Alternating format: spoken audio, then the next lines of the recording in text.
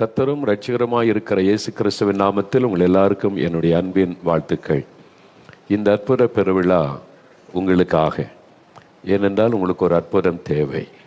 உங்களுடைய கண்ணீர் துடைக்கப்பட, உங்களுடைய நிந்தைகள் மாற, உங்களுடைய வேதனைகள் நீங்க, உங்களுக்கு ஒரு அற்புதம் தேவை. ஏதோ ஒரு காரியம் உங்களுடைய மனதை பாதித்து கொண்டே இருக்கிறது.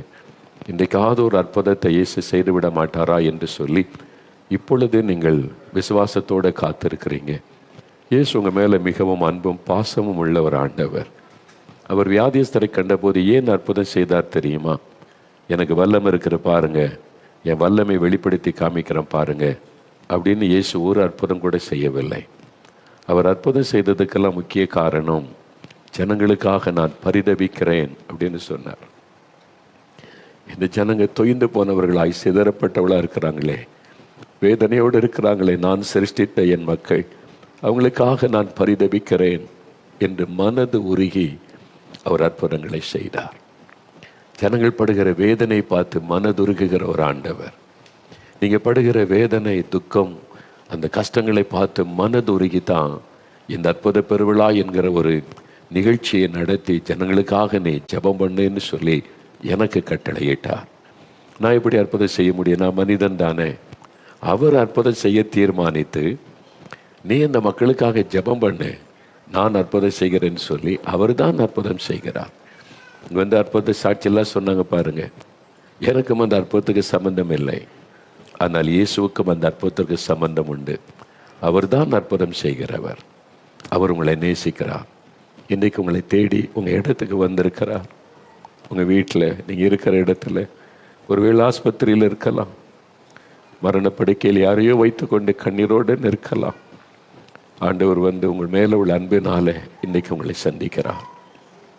நம்ம ஜெபிக்கிறதற்கு முன்னால ஆண்டவர் இயேசு கிறிஸ்துடைய வார்த்தைகளை, அவருடைய வல்லமை குறித்து தியானித்து நாம் ஜெபிக்க போகிறோம்.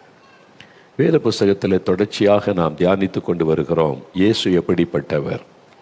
லூக்கா 19 அதிகாரம் 3ஆம் வசனத்தில் இயேசு எப்படிப்பட்டவரோ என்று பார்க்கும்படி சகையு என்ற ஒரு மனிதன் வகை தேடினான் என்று எழுதப்பட்டிருக்கிறார். இயேசு பற்றி நிறைய கேள்விப்பட்டிருக்கிறான். இந்த இயேசுவை நானே பார்க்கணும், அவர் எப்படிப்பட்டவர் நீ பார்க்க ஆசையோடு இருந்தான். இயேசு தன்னை அவனுக்கு வெளிப்படுத்தின சம்பவம் தான் எழுதப்பட்டிருக்கிறாரு. அவர் எப்படிப்பட்டவர் என்று தொடர்ந்து தியானித்து கொண்டே வருகிறோம். அவர் அன்புள்ளவர், மனதுருக்கம் உள்ளவர், இரக்கம் உள்ளவர், அவர் வல்லமை உள்ளவர், அவர் அற்புதங்களை செய்கிறவர், அவர் விடுதலை தருகிறவர். இப்படி அவரை குறித்து நம்ம தியானித்து கொண்டே வருகிறோம். இந்த நாளில் இந்த இயேசு எப்படிப்பட்டவர்? அவரே ஒரு காரியம் சொல்கிறார். பரிசுத்த மத்தேயு எழுதின சுவிசேஷம் 28ஆம் அதிகாரம் 18வது வசனத்தில் இயேசு தன் சீஷர்களோடு பேசும்போது சொல்லுகிறார், வானத்திலும் பூமியிலும் சகல அதிகாரமும் எனக்கு கொடுக்கப்பட்டிருக்கிறது. வானத்திலும் பூமியிலும் சகல அதிகாரம் எனக்கு கொடுக்கப்பட்டிருக்கிறது. அவர் சகல அதிகாரம் உள்ள ஒரு ஆண்டவர். அவரால் எதையும் செய்ய முடியும். எந்த அற்புதத்தை மனிதனுக்காக செய்து அவனுடைய துக்கத்தை சந்தோஷமாய் மாற்ற முடியும். இது என்னால் முடியாது, நீ அங்கே போ அப்படின்னு சொல்லுகிற ஆண்டவர் அல்ல. இது என்னால் செய்யக்கூடிய காரியம் அல்ல, நீ அங்கே போய் ஏதாவது செஞ்சால் நடக்கக்கூடும் அப்படி சொல்லுகிற ஆண்டவர் அல்ல. அவர் சகலத்தையும் செய்ய வல்லமை உள்ளவர், அதிகாரம் உள்ளவர். சகல காரியத்தை செய்ய அவருக்கு அதிகாரம் இருக்கிறது என்று. என்ன அதிகாரங்கள்? அப்படி அதிகாரங்கள் என்ன? அந்த அதிகாரத்தினால எனக்கு என்ன பிரயோஜனம்? அவர் அதிகாரம் உள்ளவராக இருக்கிறதுனால மனிதர்களாகிய நமக்கு என்ன பிரயோஜனம்? அதுதான் முக்கியம். அவர் மனிதர்களுக்காகத்தான் இந்த உலகத்தில் மனிதனாய் வந்து மறித்து உயிர்த்தெழுந்து மரணத்தை ஜெயித்து பிசாசை ஜெயித்து எல்லா அதிகாரம் எனக்கு இருக்கிறதுன்னு சொன்னார். பூமியிலே சகல அதிகாரம் உள்ள தேவன். அப்படி அதிகாரங்கள் என்ன? சில காரியத்தை வேகமாய் சில வசனத்தை உங்களுக்கு காண்பித்து நாம் ஜெபிக்க போகிறோம். முதலாவது பரிசுத்த மத்தேயு எழுதின சுவிசேஷம் 9ஆம் அதிகாரம் 6ஆம் வசனத்தில் இயேசு ஒரு காரியம் சொல்லுகிறார். பூமியிலே பாவங்களை மன்னிக்க மனுஷகுமாரனுக்கு அதிகாரம் உண்டு.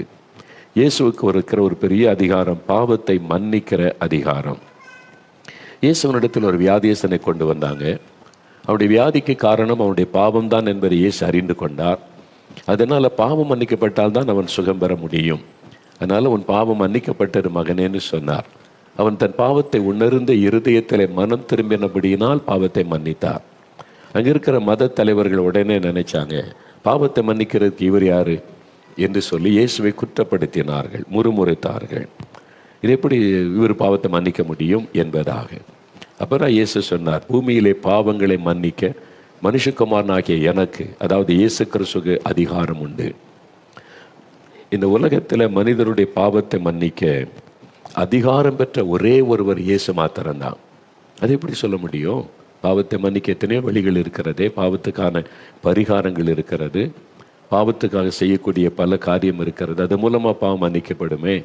இல்லை. நீங்கள் தெளிவாக அறிந்து கொள்ள சில காரியத்தை நான் உங்களுக்கு சொல்லுகிறேன் பாருங்கள்.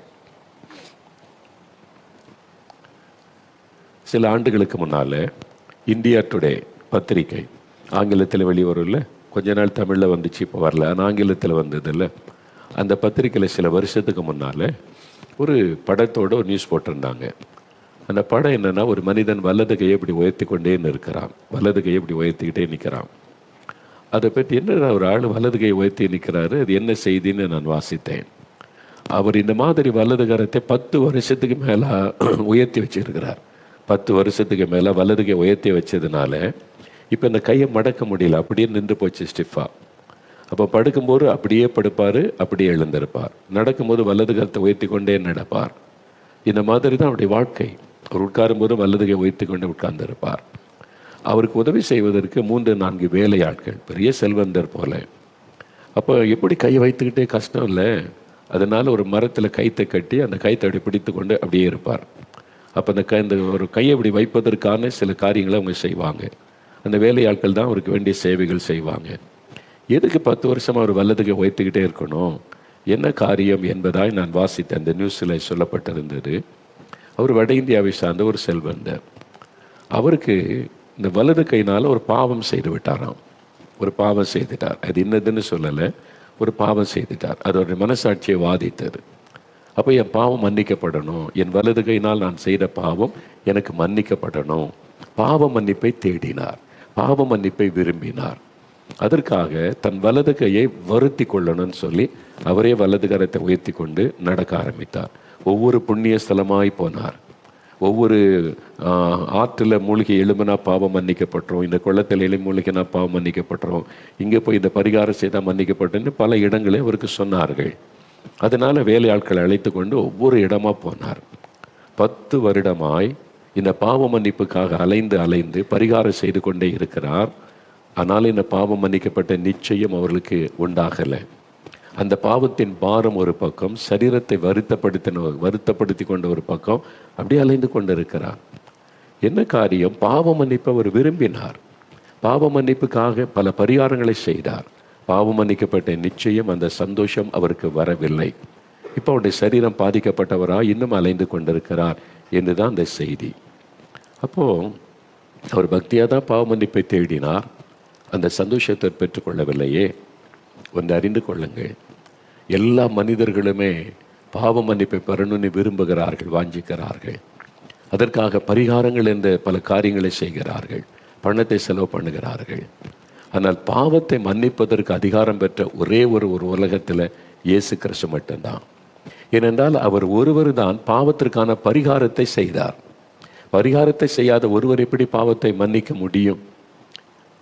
வேத புஸ்தகத்தில் 1 பேதுரு 2:24 வாசிக்கும் பொழுது, இயேசு கிறிஸ்து நம்முடைய பாவத்தை மன்னிக்க நம்முடைய அக்கிரமங்களை தன்னுடைய சரீரத்தில் சிலுவையிலே அவர் சுமந்தார். நம்முடைய பாவத்தை தன் மீது ஏற்றுக்கொண்டு அந்த தண்டனைக்காக சிலுவையிலே மரிக்க தன்னை ஒப்பு கொடுத்தார்.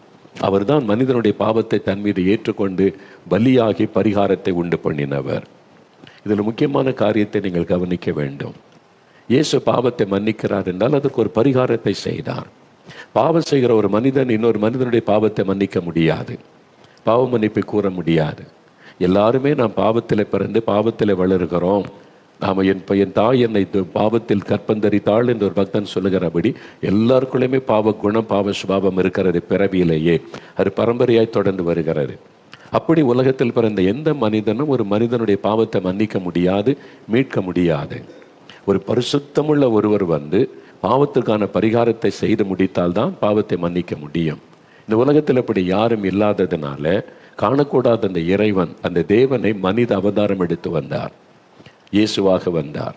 ஆனால் அவர் பிறப்பு பரிசுத்தமாக இருக்கணும். அதனால தான் அவர் ஸ்திரீயின் வித்து என்று அழைக்கப்படுகிறார். ஆண் துணை இல்லாதபடி பரிசுத்த ஆவியானவராலே அவர் கன்னிமரியாளிடத்தில் உற்பத்தியாகி அவர் மனித அவதாரம் எடுத்து பிறந்தார். பிறப்பு பரிசுத்தம்.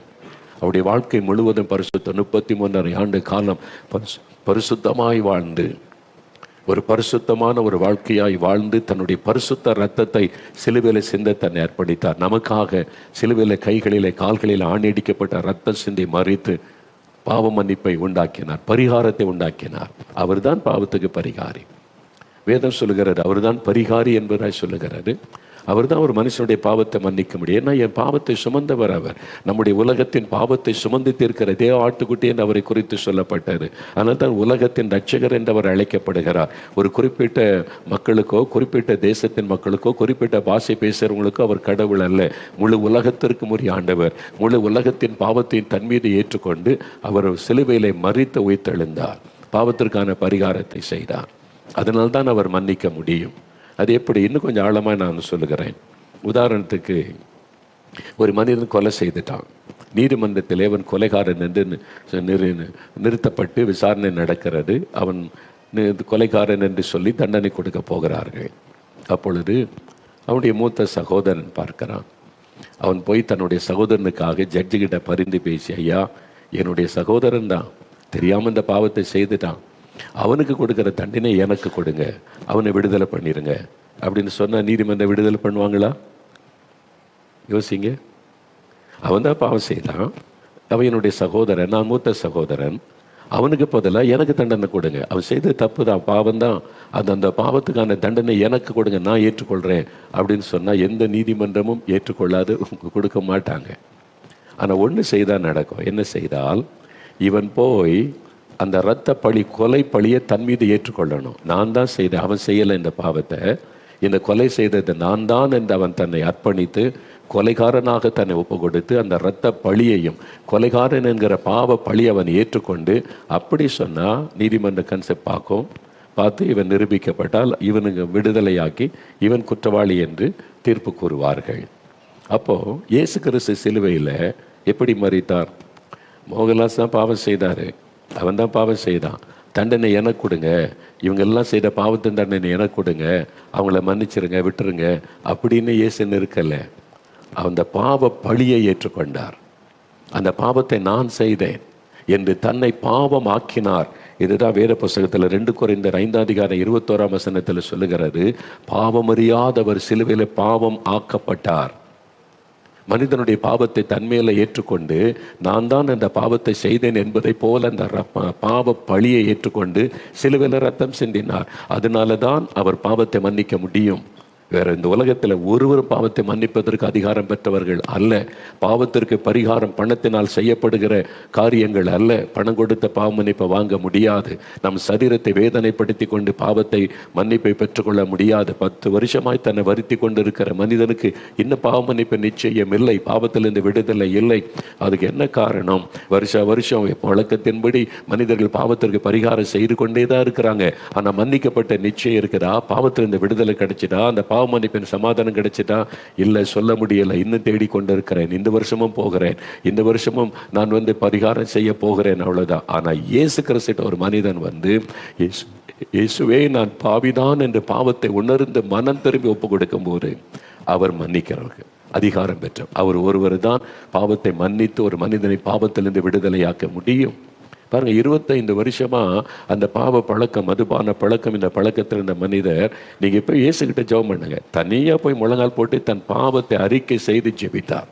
இதான் வேதம் சொல்லி, தன் பாவத்தை மறைக்கிறவன் வாழ்வடைய மாட்டான், அதை அறிக்கை செய்து விட்டு விடுகிறவன் இரக்கம் வருவான். பாவத்தை அறிக்கை செய்து விட்டு விட வேண்டும். இனி இந்த பாவம் வேண்டாம், இயேசுவே என் பாவத்தை மன்னிச்சிருங்க, நான் பாவம் செய்து தன்னை உணர்ந்து மனம் திரும்பி அர்ப்பணிக்கும் போது இயேசு கிறிஸ்து அந்த பாவத்தை மன்னிக்கிறார். அப்ப கண்ணுக்கு தெரியாத ஒரு அற்புதம் நடக்கிறது. இயேசு கிறிஸ்துவின் ரத்தம் இருதயத்தை கழுவி சுத்திகரிக்கிறது. இருதயத்தில் ஒரு சுத்திகரிப்பு உண்டாகி பாவத்தின் பாரம் விலகுகிறது. ஒரு சமாதானம், முகத்தில் ஒரு வெளிச்சம் சொன்னாங்கல்ல, அவருடைய முகத்திலே ஒரு வெளிச்சம் தெரிந்தது. அந்த மாற்றம், அந்த சந்தோஷம், மகிழ்ச்சி, பாவ மன்னிப்பின் சந்தோஷம் இயேசுவால தான் கொடுக்க முடியும். அவர் ஒருவர் தான் பாவத்தை மன்னிக்க அதிகாரம் பெற்றவர். எந்த ஊழியக்காரனும் பாவத்தை மன்னிக்க முடியாது, எந்த பிஷப்பை மன்னிக்க முடியாது. எவ்வளவு பெரிய உயர்ந்த இடத்தில் இருக்கிற மத தலைவர்களும் ஒரு மனிதனுடைய பாவத்தை மன்னிக்கவே முடியாது. அறிந்து கொள்ளுங்கள், பூமியிலே பாவத்தை மன்னிக்க அதிகாரம் பெற்ற ஒரே ஒருவர் இயேசு கிறிஸ்து மட்டும்தான். அவர் ஒருவர் தான் மனிதனுக்காக அவனுடைய பாவத்தை தன்மேல ஏற்றுக்கொண்டு சிலுவையிலே மரித்து ரத்தம் சிந்தி பாவத்திற்கு பரிகாரத்தை ஏற்படுத்தினார். மரணத்தை ஜெயித்து உயிரோடு கூட எழுந்தார். ஆனால் பக்தியா போய் அவர் கும்பிடுறதுனால பாவம் மன்னிக்கப்படாது.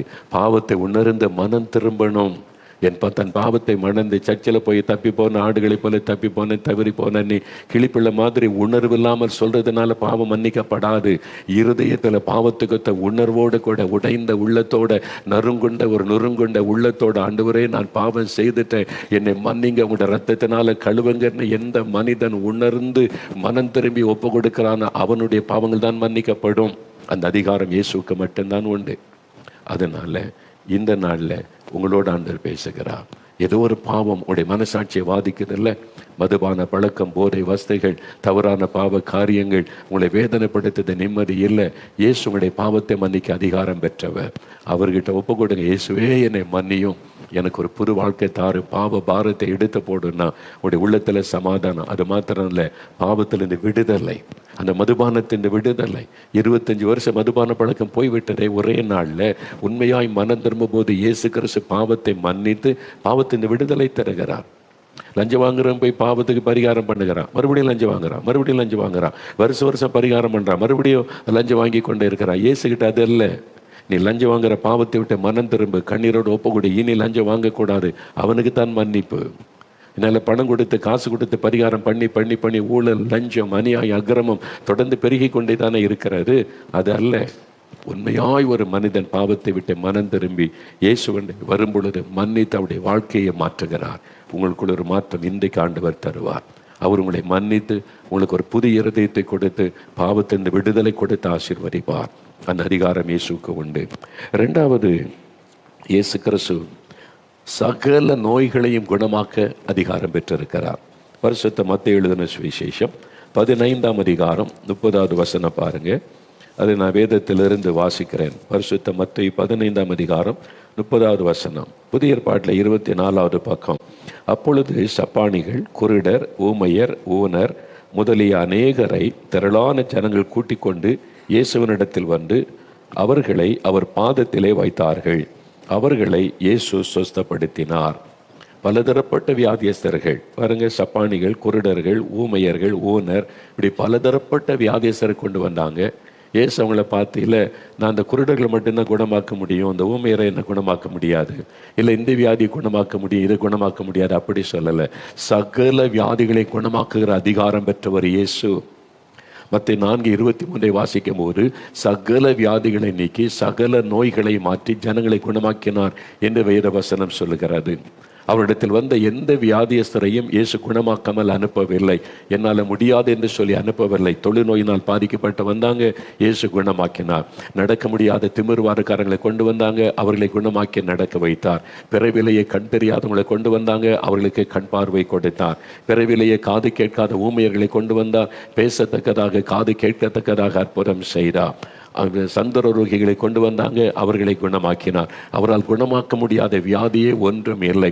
இன்றைக்கு நீங்க எந்த நோயினால பாதிக்கப்பட்டு இருக்கிறீங்க, என்ன வியாதினால நீங்க கஷ்டப்பட்டு கொண்டு இருக்கிறீங்க, மருத்துவத்தால குணமாக்க முடியாதுன்னு சொல்லிட்டாங்களா, இதுக்கு மேல மருந்து இல்லைன்னு சொல்லிட்டாங்களா, இத்தனை வருடமாய் மருந்து மாத்திரைகளை சாப்பிட்டு கொஞ்சம் கூட சுகம் உண்டாகலேன்னு வருத்தத்தில் இருக்கிறீங்களா, சாகும் வரைக்கும் நீங்க இந்த மாத்திரை சாப்பிட்டு தான் ஆகணும், குணமாக்க முடியாது, கட்டுப்படுத்த முடியும்னு மருத்துவம் சொல்லிவிட்டதா, பாதிக்கப்பட்ட ஒரு இருதயத்தோட இன்னும் எவ்வளவு நாள் இந்த மாத்திரையில மருந்தில் வாழுவது, எவ்வளவு நாள் இந்த வேதனையோடு இருப்பது என்று கலங்கி கொண்டிருக்கிறீங்களா? இயேசு உங்களை பார்த்து மனதுருகுகிறார். நான் உன்னை குணமாக்க முடியும் மகனே, நான் உன்னை குணமாக்க முடியும் மகளே. சகல வியாதிகளையும் நோய்களையும் மாற்றி குணமாக்க இயேசு கிறிஸ்து வல்லமை உள்ளவர். அவரால் குணமாக்க முடியாத வியாதி என்று ஒன்றுமே இல்லை. அவர் உங்களை குணமாக்குவார். அவர் உங்களை குணமாக்குவார். அவரால் முடியும். ஒரு சமயம் ஒரு கொஞ்சம் வயதுள்ள, இளம் வயதுள்ள ஒரு வாலிப சகோதரன் தான். அவர் ஜெபிக்க வந்தபோது என்ன காரியத்துக்காக ஜெபிக்கணும் அப்படின்னு கேட்டபோது மனமுடைந்த அழுதார். கேன்சர் வியாதி. கேன்சர் வியாதின்னு யார் சொன்னாங்க? நான் இந்த ஆஸ்பத்திரி, அது கரெக்டாக சொன்னார். சரியான அதுக்கான ஆஸ்பத்திரியில் போயிட்டா பரிசோதனை பண்ணி என்ன சொன்னாங்க, 4th ஸ்டேஜ், அதாவது first, second, third, fourth. First அதுன்னா ஆரம்ப நிலை, ட்ரீட்மெண்ட் கொடுக்கலாம், குணமாக்கலாம். செகண்ட் ஸ்டேஜ்னா இன்னும் கொஞ்சம் ட்ரீட்மெண்ட் கொடுத்து அதுக்கு இன்னும் குணமாக்க வழி இருக்குது. தேர்டு ஸ்டேஜ்னா கொஞ்சம் பிரயாசப்பட்டு பார்க்கலாம். 4th ஸ்டேஜ்னா அவ்வளோதான், இதுக்கு மேலே ஒன்றும் பண்ண முடியாது, இனி காப்பாற்ற முடியாது, மருத்துவத்தால் குணமாக்க கூடிய சூழ்நிலையை தாண்டி விட்டது, இதுக்கு மேலே ஒன்றும் பண்ண முடியாது. அவர் அதனால் மனமுடைந்து அழுதார். இல்லை, மருத்துவம் தானே சொன்னது இனி உங்களை குணமாக்க முடியாது என்று. மருந்துகளால் குணமாக்க முடியாது, ஆனால் ஒரு தேவன் இருக்கிறார். அவரால் குணமாக்க முடியாத வியாதியே கிடையாது. எந்த நிலைமையில் அவர் குணமாக்க முடியும், எந்த வியாதியும் குணமாக்க முடியும். அந்த அதிகாரம் இயேசுவுக்கு இருக்கிறது, அந்த நாமத்துக்கு இருக்கிறது. அந்த பெயரை சொல்லி ஜெபிச்சாலே அற்புதம் நடக்கும். அந்த அதிகாரம் இயேசுவுக்கு இருக்கிறது. சகல நோய்களையும் குணமாக்குகிற அதிகாரம். இந்த வியாதி குணமாக்க முடியும், இதை குணமாக்க முடியாது என்பதை இயேசு கிட்ட கிடையாது. இது ரொம்ப சீரியஸ் ஆகிட்டு, இதுக்கு மேலே ஒன்றும் பண்ண முடியாது அப்படின்ற நிலைமை இயேசு கிறிஸ்து கிட்ட கிடையாது. அவரால் எந்த நிமிஷத்திலையும் குணமாக்க முடியும். நீங்கள் விசுவாசித்தால், நீங்கள் விசுவாசித்தால், நீங்கள் விசுவாசித்தாதான் அந்த அற்புதம் நடக்கும். இந்த சூழ்நிலையிலும் இயேசு என்னை குணமாக்க முடியும். இந்த 4th ஸ்டேஜ், அதுக்கு அடுத்த ஸ்டேஜ் வந்தாலும் இயேசு என்னை குணமாக்க முடியும்னு விசுவாசித்தால் இயேசு உங்களுக்கு அற்புதம் செய்வார். பயப்படாதுங்க. மரித்து போன சரீரம், நாரி போன, அழுகி போன சரீரத்தை புது சரீரமாய் மாற்றி உயிரோடு எழும்ப பண்ணின தேவன், அவரால் உங்களுக்கு குணமாக்க முடியாதா? அவருக்குள்ள ஒரு விசுவாசம் வந்தது. நான் விசுவாசிக்கிறேன், எனக்காக ஜெபம் பண்ணுங்க. அவருக்காக ஜெபம் பண்ணி அவருடைய கண்ணீரை துடைத்து அனுப்பும்படி ஆண்டோடத்தில் மன்றாடி ஜெபித்து அனுப்பினேன். அவர் சில மாதங்கள் கழித்து திருப்பி வந்தார். மேடையில் வந்து சாட்சி சொன்னார். அந்த மெடிக்கல் ரிப்போர்ட்டோடு கூட வந்தார். என் கையில் கொடுத்தார். பாருங்கள், இந்த ரிப்போர்ட் பாருங்கள், இந்த ரிப்போர்ட் பாருங்கள். 4th ஸ்டேஜ், இனிமேல் இவர் வந்து கேன்சர் வியாதி, 4th ஸ்டேஜ், டேஞ்சரான நிலைமை. இப்போ எடுத்த ரிப்போர்ட்டை பார்த்தா நோ கேன்சர், நோ கேன்சர். எங்கே போச்சு அந்த வியாதி? போய்விட்டது. ஜெபத்துக்கு இயேசு பதில் கொடுத்தார். இயேசு அற்புதம் செய்தார். அவரால் குணமாக்க முடியாத வியாதி ஒன்றுமில்லை. அவருக்கு எவ்வளோ பெரிய சந்தோஷம் இல்லை. அந்த மெடிக்கல் ரிப்போர்ட்டோடு கொண்டு வந்து என்கிட்ட காமிச்சு, இயேசு எனக்கு குணமாக்கிட்டார், நான் சுகமாயிட்டேன், இனிமேல் முடியாது, 4th ஸ்டேஜ், இனிமேல் காப்பாற்ற முடியாதுன்னு சொன்னாங்க. இப்போ ஆச்சரியப்பட்டு, எப்படி குணமாச்சு, எப்போ என்ன ஆச்சு, உங்கள் சரீரத்தில் கேன்சருக்குரிய அறிகுறியே காணப்படவில்லையே, என்ன ஆச்சு? அதுதான் இயேசு. அவரால் உங்களை குணமாக்க முடியும். எந்த வியாதியானாலும், எவ்வளவு சீரியஸான வியாதியானாலும் இயேசுவால் குணமாக்க முடியும். நீங்க விசுவாசிக்கணும். உங்க விசுவாசத்தை வைத்து தான் இயேசு அற்புதம் செய்ய முடியும். நீ விசுவாசித்தால் தேவனுடைய மகிமை காண்பாய். இயேசுவே, நான் விசுவாசிக்கிறேன், எனக்கு அற்புதம் செய்யுங்கன்னு கேளுங்க. இன்றைக்கு ஆண்டவர் அற்புதம் செய்வார்.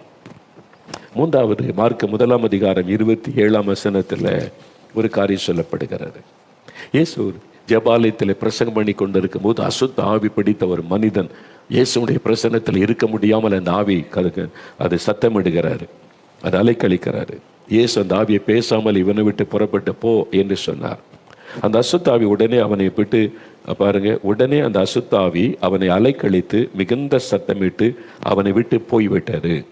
எல்லாரும் ஆச்சரியப்பட்டு, இது என்ன, இந்த புதிய உபதேசம் எப்படிப்பட்டது? இவர் அதிகாரத்தோடே அசுத்த ஆவிகளுக்கும் கட்டளையிடுகிறார், அவைகள் இவருக்கு கீழ்ப்படுகிறதே என்று ஜனங்கள் சொல்லிக் கொண்டார்கள். அதிகாரத்தோட அசுத்த ஆவியை பார்த்து இவனை விட்டு போ அப்படின்னு சொல்றார், போயிருதே. அதிகாரத்தோடு கூட. இவருக்கு என்ன அதிகாரம்? பிசாசு அதட்டி அப்புறப்படுத்துகிறார். இயேசுக்கு அந்த அதிகாரம் உண்டு. அசுத்த ஆவியினால, பிசாசினால பாதிக்கப்பட்டு கஷ்டப்பட்டு வேதனைப்பட்டு கொண்டு இருக்கிறீங்களா? ஒரு ஆவி உங்களை பயமுறுத்தி கொண்டு இருக்கிறதா? உங்களுடைய சரீரத்தை தாக்கி இருக்கிறதா? உங்களுடைய குடும்பத்தை இது வேதனைப்படுத்தி கொண்டு இருக்கிறதா? யாரோ பில்லிசுனை செய்துட்டாங்க, நீ கலங்கி கொண்டு இருக்கிறீங்களா? அசுத்தாவி வீட்டுக்குள்ளே நடமாடி கொண்டு இருக்கிறதா? உங்க வீட்டில் யாரோ ஒருத்தருடைய சரீரத்திற்குள்ளே அது நுழைந்து அவங்களை வாதித்து கொண்டு இருக்கிறதா? இயேசுவால் இன்றைக்கு விடுதலை கொடுக்க முடியும். அவர் பிசாசின் மீது அதிகாரம் உள்ளவர். பிசாசை துரத்துகிற அதிகாரம் இயேசுக்கு உண்டு. அவருடைய பெயரை சொன்னாலே இன்றைக்கு பிசாசுகள் நடுங்கி ஓடும். அவரால் குணமாக்க முடியாத, விடுதலை கொடுக்க முடியாத பிசாசின் கட்டு எதுவும் இல்லை. மார்க் 5 அதிகாரத்தில் நீங்க வாசிக்கும் போது கதரேனருடைய நாட்டிற்கு இயேசு வருகிறார். அங்கே கல்லறைக்குள் இருந்து ஒரு மனிதன் வருகிறான். சங்கிலிகளாலும் அவனை கட்ட முடியவில்லை. அந்த அசுத்த ஆவி உடைத்து எறிந்து விடும். அவனால் அந்த சங்கிலிகள், அந்த இரும்பு விலங்குகள் எல்லாம் உடைத்து எறிந்து விடுவான். வஸ்திரத்தை கிழித்து எறிந்து விடுவான். அவன் கற்கள் எடுத்துக்கொண்டு தன் சரீரத்தை தானே கீறிக்கொண்டு காயப்படுத்தி கொள்ளுவான். அந்த பக்கம் யாருமே போக மாட்டாங்க, யாருமே அடக்க முடியாது. காரணம், அவனுக்குள்ள இந்த அசுத்தாவி 1 2 அல்ல. இயேசு அவனை சந்தித்த போது கேட்ட, அவன் பெயர் என்ன? எதுக்கு கேட்டார்னா, எத்தனை ஆவி இருக்கிறது என்பதை சீஷர்கள் தெரிந்து கொள்ள லேகியோன் என்பதாய் சொன்னான். லேகியோன் என்பதற்கு 6000 என்பதாய் சொல்லுகிறாங்க. ரோம படையில 6000 போர் வீரர்கள் உள்ள ஒரு படைக்கு பேர் தான் லேகியோன் என்பதாய் சொல்லப்படுகிறது. அப்போ ஆயிரக்கணக்கான அசுத்த ஆவி ஒரு மனிதனுக்குள்ளே. ஒரு ஆவி பிடிச்சாலும் அது ரொம்ப வேதனைப்படுத்தும். ஆயிரக்கணக்கான அசுத்த ஆவி ஒரு மனிதனை ஆட்கொண்டால் எப்படி இருக்கும் பாருங்க. அவனை மிருகத்தை போல அதை மாற்றி விட்டாரு. அவன் செய்யறது என்னதென்றே அவனுக்கு தெரியாத ஒரு நிலைமை. ஆனால் இயேசு அவனுக்கு விடுதலை கொடுத்தார். பிசாசின் மீது அதிகாரம் இயேசுவுக்கு உண்டு. சமீபத்தில் ஒரு கூட்டத்துக்கு நான் போயிருந்த போது ஒரு சகோதரி வந்து சாட்சி கொடுத்தாங்க. அப்போ இயேசுவின் நாமத்தை சொல்லி ஜெபிக்கும் போது அவளுக்குள்ள இந்த அசுத்த ஆவி அலைக்கழிக்க ஆரம்பித்தாரு. அந்த ஆவி அவளை கீழே தள்ளி புரண்டு கொண்டிருந்த சமயம் அந்த ஆவி சொல்லுது, நான் போக மாட்டேன், நான் இவளை விட்டு போக மாட்டேன் என்பதாய் அந்த ஆவி சொல்லி இருக்கிறாரு. அவங்க சொல்றாங்க, அப்ப இயேசு வந்து நின்றார். பிரத்யட்சமாய் அவங்க கண்ணுக்கு முன்னாலே தெரிகிறார். இயேசு வந்து நின்று இவளை விட்டு நீ போ அப்படின்னு இயேசு கடிந்து கொண்டு ஒரே ஒரு வார்த்தை சொன்னார். அவ்வளவுதான், அந்த ஆவி போய் விட்டாரு. பூரண விடுதலை. நான் கேட்டேன், இயேசுவே வந்து நின்றார். நான் பார்த்தேன், இயேசுவே வந்து என் பக்கத்துல நின்று அவர் அதட்டினார், இந்த மகளை விட்டு வெளியேறி போ அப்படின்னு சொன்னார். உடனே அந்த ஆவி போய் விட்டார். மக்கள் மேல இயேசுக்கு எவ்வளவு அன்பு பாருங்க. பாசமுள்ள ஒரு ஆண்டவர். இந்த மகள் இந்த அசுத்தாவில கஷ்டப்படுகிறாளே, அந்த ஆவியுடைய அலைக்கழிக்கிறதே, போக மாட்டேன் என்று சொல்லுகிறதே, பிரத்யட்சமாக இயேசு வந்து நின்று அதட்டி அப்புறப்படுத்தினார். அந்த ஆவி போய்விட்டது. விடுதலை. இன்றைக்கு அந்த இயேசு உங்க வீட்டுக்கு வந்திருக்கிறார். இன்னைக்கு உங்க வீட்டில் இருக்கிற பொருளாத ஆவிகள் அலறி கொண்டு வெளியேற போகிறது. பிசாசு யார் மேலேயாவது ஆட்கொண்டிருந்தா அவங்களை விட்டு அது வெளியேற போகிறது. இன்னும் கொஞ்ச நேரத்தில் நம்ம ஜெபிக்கும் போது அது நடக்க போகிறது. உங்க வீட்டுக்குள்ள நடக்க போகிறது. அது மாதிரி பாதிக்கப்பட்டவர்கள், அதனால கஷ்டப்பட்டவங்க இருந்தா இன்றைக்கு ஒரு விடுதலை நீங்கள் காண்பீர்கள். ஆண்டவர் பிசாசின் எல்லா வல்லமைகள் மேலேயும் அதிகாரம் உள்ளவர் அவர். 4வது, இயேசு கிறிஸ்து இயற்கையின் மீது அதிகாரம் உள்ளவர். மத்த 8ஆம் அதிகாரம் 26, 27 வசனங்களை வாசிக்கும் போது இயேசுவும் அவருடைய சீஷர்களும் படகில போய் கொண்டிருக்கிறாங்க. திடீரென்று கடல் கொந்தளிக்கிறாரு, பெரும் காற்று வீசுகிறாரு. படகு அமிழத்தக்கதாக ஒரு பயங்கரமான சூழ்நிலை. கடல் அலைகள் கொந்தளிக்கிறது, காற்று அப்படியே பெரிய காற்று வீசி கொண்டு இருக்கிறாரு. அப்ப இயேசு எழுந்தார். எழுந்து என்ன சொன்னார்? காற்றையும் கடலையும் அதட்டினார். 26ஆம் வசனம் சொல்லுகிறார், இயேசு காற்றையும் கடலையும் அதட்டினார், மிகுந்த அமைதல் உண்டாயிற்று. அப்போ மனுஷர்கள் ஆச்சரியப்பட்டு, இவர் எப்படிப்பட்டவர், இந்த மாதிரி அதிகாரத்தோட காற்றையும் கடலையும் அதட்டுகிறார், அமைதியாகிவிட்டார். அவ்வளவுதான். இயேசு எழுந்தார், காற்றை அமைதியாரு, கடலை அமைதியாயிரு. உடனே கடல் அமர்ந்து விட்டார், காற்று அமைதியாகி. அதை சிருஷ்டித்தவர் அவர் தானே, கடலை உண்டாக்கினவர். அவர் சொன்னாது கீழ்ப்படியே தானே செய்யும். காற்றை தன் பண்டகசாலையிலே வைத்திருக்கிறவர். அவர் சொன்னாது கீழ்ப்படியும். இயற்கையின் மீது அதிகாரம் இயேசுவுக்கு உண்டு. அவர் வானத்திலும் பூமியிலும் சகல அதிகாரம் உள்ள தேவன். இன்னைக்கு உங்களுடைய வாழ்க்கையில பெரும் புயல் காற்றை போல ஏதோ ஒரு பிரச்சனை உங்களுடைய குடும்பத்தை மோதி கொண்டிருக்கலாம். குடும்பம் அமிழ்ந்து விடுகிற சூழ்நிலையில் கடன் பிரச்சனை ஒரு பக்கம், நிந்தை நெருக்கம் ஒரு பக்கம், மனிதரால் வருகிற போராட்டம் ஒரு பக்கம், நஷ்டம் ஒரு பக்கம், அமிழ்ந்து விடுகிற சூழ்நிலை, குடும்பமே அமிழ்ந்து விடுமோ என்கிற நிலைமை, பெரும் காற்று மோதி கொண்டு இருக்கிறது, பெரும் சேதத்தை உண்டாக்கி கொண்டு இருக்கிறது. என்ன செய்வதுன்னு தெரியல. இந்த பிரச்சனைக்கு என்னதான் முடிவு, இந்த போராட்டத்திற்கு என்னதான் முடிவு? குடும்பம் உடைந்து விடுகிற மாதிரி இருக்கிறது, வியாபாரம் போய்விடுகிற மாதிரி இருக்கிறது, சொத்துக்கள் எல்லாம் கைவிட்டு போய்விடுமோ என்கிற நிலைமை, குடும்பமே அமிழ்ந்து விடுமோ என்கிற சூழ்நிலை. அப்படிப்பட்ட நெருக்கத்தில் இருக்கிறீங்களா? இயேசு சகல அதிகாரம் உள்ள தேவன், அமைதல் படுத்துகிற தேவன். அவர் அதட்டினால் சகல சூழ்நிலைகளும் மாறிவிடும். உங்களை சுழண்டடிக்கிற அந்த பெரும் காற்றாக சுழண்டடிக்கிற பிரச்சனைகள் நீங்கி குடும்பத்துக்குள்ள அமைதி உண்டாகிவிடும். அவரால் சகலத்தை அமைதிப்படுத்த முடியும். மிகுந்த அமைதி உண்டாயிற்று. கடல் கொந்தளிப்பு நின்று போனது, காற்று அமைதியாகிவிட்டது. உங்க குடும்பத்தின் மீது மோதி கொண்டிருக்கிற சகல பிரச்சனைகளும் நீங்கி அமைதியாகிவிடும். பயப்படாதங்க, இயேசுக்கு அந்த அதிகாரம் உண்டு. அவர் இன்றைக்கு உங்களுக்கு அப்படிப்பட்ட அற்புதத்தை செய்ய போகிறார். கடைசியாக ஒரு காரியத்தை மாத்திரம் பார்த்து ஜெபிக்க போகிறோம். மார்க் 5ஆம் அதிகாரம் 41, 42 வசனத்தை நீங்கள் வாசிக்கும் போது, இயேசு கிறிஸ்து யவீரு என்ற ஒரு மனிதனுடைய அழைப்பை ஏற்று வீட்டிற்கு வருகிறார். அவனுடைய 12 வயது ஒரே மகள் மரித்து விட்டாள். சிறு பெண் மரித்து விட்டாள். ஒரு மரணம் அந்த வீட்டில் ஏற்பட்டு விட்டார். அந்த அறைக்குள்ளே வச்சிருக்கிறாங்க. குடும்பமே அழுது கொண்டிருக்கிறாரு. அப்போதான் இயேசு வருகிறார். வந்த உடனே அழாதிருங்கள், அமைதியாருங்கன்னு சொல்லிட்டு அந்த ரூமுக்குள்ளே போகிறார். இந்த தாய் தகப்பனோடு கூட 3 சீஷரோடு போகிறார். அவர் போய் பிள்ளையின் கையை பிடித்து தலுத்தாகுமி என்று சொன்னார். சிறு பெண்ணை எழுந்திரு என்று உனக்கு சொல்லுகிறேன். அவ்வளவுதான். மரித்து போன சிறுபெண் உயிரோடு எழுந்தார். மரணத்தின் மீது அதிகாரம் உள்ளவர் இயேசு. மரணத்தின் மீது அதிகாரம் உள்ளவர் இயேசு. மரணத்தை அவர் ஜெயித்தவர். அதனால மரணத்தின் மீது அதிகாரம் இயேசுவுக்கு உண்டு. மரித்து போன சிறுபெண்ணை உயிரோடு எழுப்புகிறதை வாசிக்கிறோம். லூக்கா 7:14-15 வாசிக்கும் போது நாயின் என்ற ஊருக்கு இயேசு வருகிறார். அங்கு ஒரு விதவையின் மகன் மரித்து விட்டான். அவனை அடக்கம் பண்ண பாடையிலே கொண்டு போகிறார்கள். அந்த விதவையினுடைய கண்ணீர் இயேசுடைய உள்ளத்தை துக்கப்படுத்தினது. அவர் இந்த விதவையினுடைய கண்ணீரை துடைக்க ஒரு அற்புதம் செய்ய தீர்மானித்தார். பாடையை தொட்டார். அவங்க நின்றாங்க, இயேசு ஏதோ செய்ய போகிறார் என்று. அவன் மரித்து சில மணி நேரம் ஆகிவிட்டது. அடக்கம் பண்ண அவங்க கொண்டு போய் கொண்டு இருக்கிறாங்க. வழியில தெருவில் இயேசு நிறுத்தி, வாலிபனை எழுந்திரு என்று உனக்கு சொல்லுகிறேன் என்றார். மரித்த வாலிபன் உயிர் பெற்று எழும்பினான். இயேசு மரணத்தை ஜெயித்தவர், மரணத்தின் மீது அதிகாரம் உள்ளவர். மரித்த வாலிபனை உயிரோடு கூட அவர் எழுப்பினார். யோவான் 11 மரித்து போன லாசருவை அடக்கம் பண்ணி 4 நாட்கள் ஆகிவிட்டது. அவன் அடக்கம் பண்ணப்பட்டு 4 நாட்கள் ஆகிவிட்டது. அவனை உயிரோடு எழுப்புகிறார். மரணத்தின் மீது அதிகாரம் உள்ளவர் இயேசு. நாருமே அந்த சரீரம் 4 நாள் ஆயிட்டேன்னு சொன்னாங்க.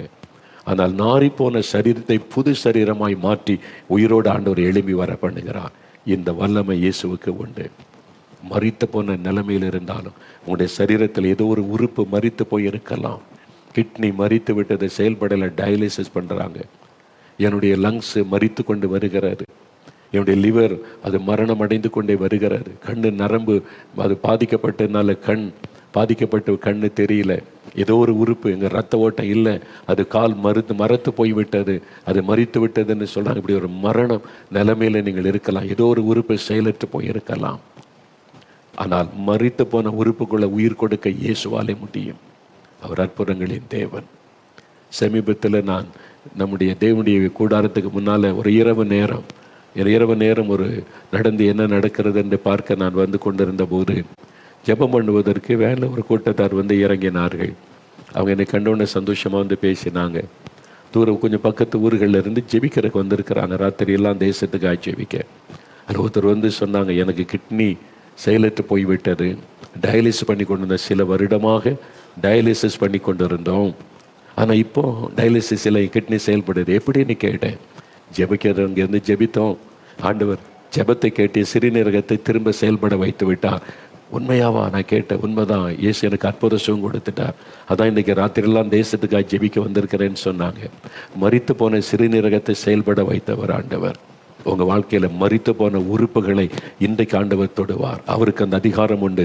மரித்து போன உறுப்புகளை செயல்பட வைக்க முடியும். உங்களுடைய நரம்பு மண்டலத்தை, உங்களுடைய எலும்பு மண்டலத்தை, உங்களுடைய டிஷ்யூக்களை, உங்களுடைய மூளை பகுதியை, எந்த பகுதியில் பாதிப்பு ஏற்பட்டு மரித்து கொண்டு வருகிறது என்று மருத்துவர்கள் சொல்லலாம். தேவன் அங்கே அற்புதம் செய்வார், இன்றைக்கு செய்வார்.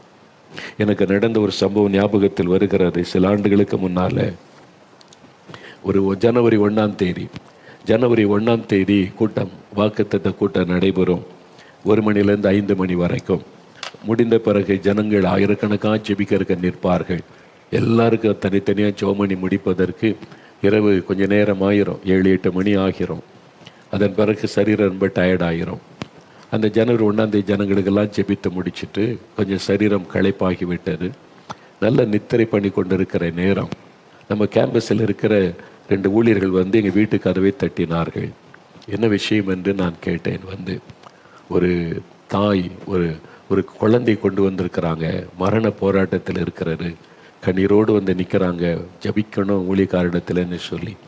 அது தேவனுடைய வீட்டில் பழைய ஜெபம் நடக்கல, தேவனுடைய வீடு அந்த இடத்துல நடந்தது. அவங்க அப்படி சொல்லும்போதே சரீரம் களைத்திருந்தாலும் கண்ணீரோடு ஒரு தாய் குழந்தை ஆபத்தாக கொண்டு வந்திருக்கிறாங்கன்ன உடனே ஆவியானவர் நீ போ ஜெபம் பண்ணி என்று ஏவுதல் கொடுத்தார். சரி, நான் ட்ரெஸ் மாற்றி கொண்டு வருகிறேன்னு சொல்லிட்டு நான் உடை மாற்றி கொண்டு போனேன். அந்த ஒரு தாய் தன் குழந்தை, ஒரு சின்ன குழந்தை கையில் ஏந்தி கொண்டு வந்திருக்கிறாங்க. அந்த குழந்தை உயிர் ஊசலாடி கொண்டு இருக்கிறது. அவங்க கூட சிலர் சொந்தங்கள் வந்திருக்கிறாங்க. நாங்கள் என்னோட கூட ஊழியத்தில் 2 பேர் கூட இருக்கிறோம். அந்த குழந்தையை கொண்டு வந்து அப்படியே கடத்திட்டாங்க. நான் அந்த குழந்தையை பார்க்குறேன். அது ஏற்கனவே மரித்து போன மாதிரி இருக்குது. இந்த தொண்டையில் உயிர் ஊசலாடும்பாங்க, அதே மாதிரி லேசாக அந்த தொண்டைக்குள்ளே துடிக்குது. அவ்வளோதான், மரித்து போன மாதிரி இருக்குது. நான் என்ன விஷயம்னு கேட்டேன். அந்த தாய் கண்ணீரோடு சொன்னாங்க, என்ன ஆச்சுன்னே தெரியல, திடீரென்று குழந்தை பாதிக்கப்பட்டது. ஆஸ்பத்திரியில் கொண்டு போய் சேர்த்த சாத்தான் குளம் என்ற ஒரு இடம் பக்கத்தில் இருக்கு. அங்கே தான் ஆஸ்பத்திரிக்கு கொண்டு போனோம். கொஞ்சம் நேரம் வச்சுருந்தாங்க, பல ட்ரீட்மெண்ட் கொடுத்து பார்த்தாங்க, ஒரு மாற்றமும் தெரியல. அவங்க சொல்லிட்டாங்க, திடீர்னு நீங்கள் குழந்தைய திருநெல்வேலி கொண்டு போங்க பெரிய ஆஸ்பத்திரிக்கு அப்படின்னு சொல்லிட்டாங்க. அதனால் அங்கே கொண்டு போகலான்னு ரெடி ஆகும்போது ஒரு நர்ஸ் வந்தாங்க. அவங்க வந்து சொன்னாங்க, அம்மா நீங்கள் திருநெல்வேலி கொண்டு போக வரைக்கும் குழந்தை தாங்காது, குழந்தை அவ்வளோதான், அந்த மாதிரி அதனால தான் இங்கே வச்சு காப்பாற்ற முடியாதுன்னு சொல்லி தான் திருநெல்வேலி கொண்டு போக சொல்கிறாங்க. அங்கே போய் சேரு வரைக்கும் அந்த குழந்தை உயிரோடு இருக்க வாய்ப்பு இல்லை, இந்த குழந்தை எனி டைம் மறித்து விடலாம் சொன்ன உடனே அந்த தாய்க்கு மிகுந்த கண்ணீர். அப்போ என்ன செய்கிறது, எங்கே கொண்டு போகிற, பக்கத்தில் பெரிய ஆஸ்பத்திரியும் இல்லை, ஜெபம் பண்ணுற இடம் இருக்கிற அப்படின்னு 4 மாவடிக்கு நாங்கள் கொண்டு வந்தோம்னு சொல்லி அந்த குழந்தைய போட்டுட்டு அழுகிறாங்க. அந்த தாயினுடைய கண்ணீர் அந்த குழந்தை மத்தியில் இருக்குது. அந்த பக்கத்தில் தாயும் கூட வந்தவங்க முழங்கால் போட்டிருக்காங்க. இந்த பக்கம் நானும் என்னுடைய ஊழியர்கள் 2 பேரும் முழங்கால் போட்டிகிட்டு இருக்கிறோம். அந்த தாய் கண்ணீர் விட்டு அழுகுது, என் பாவத்தெல்லாம் மன்னிச்சு என் குழந்தைக்கு சுகம் கொடுங்க, பாவத்தை அறிக்கை செய்து அழுகிறாங்க, பாவத்தை மன்னிச்சு என் குழந்தைக்கு சுகம் கொடுங்கன்னு அழுகிறாங்க. இந்த தாயினுடைய கண்ணீர் எங்களுக்கு என்ன செபிக்கிறதுன்னு தெரியல எனக்கு. அவங்க கூட சேர்ந்து அழுதோம், அவ்வளோதான், கண்ணீர் வடித்தோம். அவங்க அழுகிறாங்க, நாங்களும் கண்ணீர் வடிக்கிறோம். ஆண்டவருடைய சமூகத்தில் நின்று, ஆண்டவரே இந்த தாயினுடைய கண்ணீருக்கு இறங்கும், இந்த தாய் கண்ணீர் வடிக்கிறாங்களே அவங்களுக்கு இறங்கும்னு சொல்லி அந்த தாயினுடைய கண்ணீருக்கு இறங்கும்படி அழுகிறோம். அவ்வளோதான். நேரம் போய்கொண்டே இருக்கிறது. 1/2 மணி நேரம், 1 மணி நேரம், ஒன்றும் நடப்பதா தெரியல. அழுது கொண்டே இருக்கிறோம், ஜெபித்து கொண்டே இருக்கிறோம். அவ்வளோதான். அவங்களும் அழுகிறாங்க, நாங்களும் தெய்வ சமூகத்தில் அழுகிறோம். ஆண்டவருடைய பாதத்தில் அந்த குழந்தை வைக்கப்பட்டு இருக்கிறாரு. 1 மணி நேரம் தாண்டி விட்டது, இன்னும் நாங்கள் அழுது கொண்டே இருக்கிறோம் ஆண்டவருடைய சமூகத்தில் நின்று. திடீரென்று என் ஆவிக்குரிய கண்கள் திறக்கப்பட்டது. நான் பார்க்கிறேன், இயேசு அந்த தேவனுடைய வீட்டுக்குள்ளே அவர் நிற்கிறதை நான் பார்க்கிறேன். என்னுடைய ஆவிக்குரிய கண்களை பார்க்கிறேன். இயேசு நின்று அந்த குழந்தைக்கு அருகில் நடந்து வந்தார். நான் அமைதியாக அதை பார்த்து கொண்டே இருக்கிறேன், என்ன நடக்குதுன்னு சொல்லி. இயேசு வந்தவர் இந்த குழந்தை பக்கத்தில் உட்கார்ந்து தன்னுடைய கரத்தை நீட்டி அந்த குழந்தையை தொட்டார். ஆண்டவர் எழுந்தார், என்னை பார்த்து புன்முறுவலோடு ஒரு சிரிச்சிட்டு அப்படியே போய்விட்டார். அவ்வளோ, இதெல்லாம் ஒரு ஜஸ்ட் 1 மினிட்டில் முடிந்து விட்டார். நான் சொன்ன, இயேசு வந்து குழந்தையை தொட்டுட்டாரு, இனி உங்கள் குழந்தைக்கு ஒன்றும் செய்யாதுன்னு உடனே அந்த தாய் சந்தோஷப்பட்டு துதிக்க ஆரம்பித்தாங்க. இயேசுவே உமக்கு ஸ்தோத்திரம். ஒரு ஆனந்த கண்ணீரோட துதிக்கிறாங்க. நான் விசுவாசிக்கிறேன், என் குழந்தையை தொட்டுட்டீங்க, என் குழந்தைக்கு ஜீவனை கொடுத்துட்டீங்க, மரணக்கட்டு மாறிவிட்டது, ஸ்தோத்திரம்னு துதிச்சாங்க. அப்புறம் நாங்கள் துதித்து முடிச்சு இயேசு தொட்டுட்டார், குழந்தைக்கு சுகமாயிட்டு. அந்த நிமிஷத்தில் இந்த குழந்தை சுகமடைய ஆரம்பித்தார். அற்புதமான சுகம். மரண கட்டிலிருந்து ஆண்டவர் விடுதலை கொடுத்தார். அந்த மரண போராட்டத்தில் இந்த விடுதலை கொடுத்து சாக கிடந்த குழந்தைக்கு ஒரு புதிய ஜீவனை ஆண்டவர் கொடுத்தார். மரண போராட்டத்தில் இந்த விடுதலை கொடுத்தார். எனக்கு அன்பானவர்களை, இன்றைக்கு உங்கள் வீட்டில் யாரோ ஒருவரை எப்படி வைத்து கொண்டு அழுது கொண்டு இருக்கலாம். ஆஸ்பத்திரியில் யாரோ ஒருவரை வைத்து கொண்டு கண்ணீர் வடித்து கொண்டு இருக்கலாம். மரணம் நேர்ந்து விடுமோ என்கிற பயத்தோட, இந்த சின்ன வயசில் இவங்க மறிக்க போகிறாங்களே என்கிற ஒரு கண்ணீர். இயேசு மரணத்தின் மீது அதிகாரம் உள்ளவர். நீங்கள் விசுவாசித்தால் இன்றைக்கு ஒரு அற்புதம் நடக்கும். நீங்கள் விசுவாசித்தால், ஆண்டவர் லாசர் கல்லறை முன்பாய் நின்று கொண்டு என்ன சொன்னார்? நீ விசுவாசித்தால் தேவனுடைய மகிமை காண்பாய். அவர் எதிர்பார்க்கிற ஒன்றே ஒன்று விசுவாசம். நீங்கள் விசுவாசிக்கிறீங்களா? இவ்வளவு பேர் சாட்சி சொல்லி நேரடியாக வந்து பேசி நீங்கள் விசுவாசிக்காவிட்டால் ஆண்டவர் எப்படி உங்களுக்கு அற்புதம் செய்ய முடியும்? ஆண்டவரே, நான் விசுவாசிக்கிற உம்முடைய வல்லமை நான் சந்தேகப்படலை, உம்முடைய வல்லமை சந்தேகப்பட மாட்டேன். நீங்கள் அற்புதம் செய்கிற தேவன், என்னை தொடுங்க, எனக்கு ஒரு அற்புதம் செய்யுங்கன்னு கேட்டு பாருங்க. இன்றைக்கு ஆண்டவர் அற்புதம் செய்வதை நீங்கள் பார்ப்பீங்க. உங்களுடைய வாழ்க்கையில் இந்த அற்புதம் நடக்கும்.